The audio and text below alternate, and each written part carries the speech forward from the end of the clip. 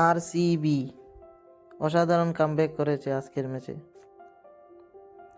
অসাধারণ ব্যাটিং রজত পাতিদার, অসাধারণ batting Virat Kohli.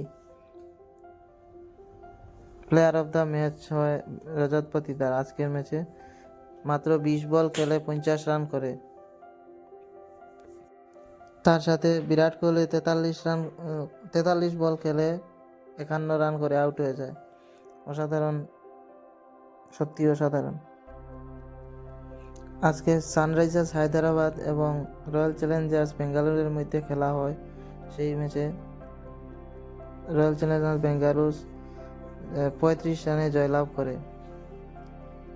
RCB যখন প্রথম ব্যাট করে তখন 206 রান করে 7 উইকেট হারিয়ে। জবাবে সানরাইজার্স হায়দ্রাবাদ 8 উইকেট হারিয়ে 20 ওভার শেষে 171 রান করে। তো আরসিবির হয়ে বিরাট কোহলি 43 বল খেলে 51 রান করেন। রজত পাতিদার করেন 20 বল খেলে 50 রান এবং ক্যামেরন গ্রিন করেন 20 বল খেলে 37 রান। অন্যদিকে সানরাইজার্স হায়দ্রাবাদের হয়ে শাহবাজ আহমেদ 37 বল খেলে 40 রান করেন।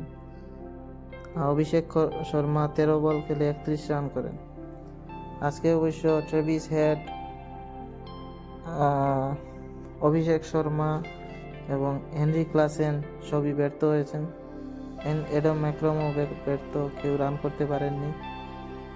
প্যাট কামিন্স অবশ্য 15 বল খেলে 31 রান করেন। তো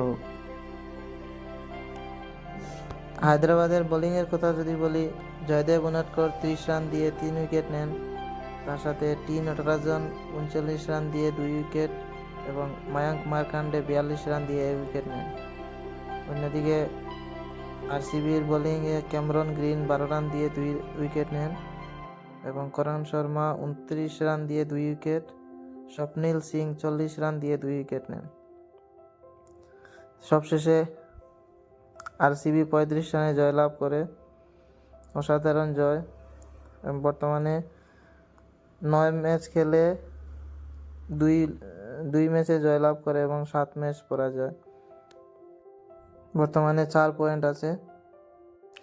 তো বন্ধুরা, এই হলো আজকের ম্যাচের ফুল হাইলাইট। আশা করি ভিডিওটা ভালো লাগবে। ভিডিওটা দেখতে থাকো। দেখা হবে আবার নেক্সট ভিডিওতে। আগামীকাল আরেকটা নতুন ভিডিও নিয়ে আসবো। তো আজকের ভিডিও এখানেই শেষ করছি। Tata, bye bye.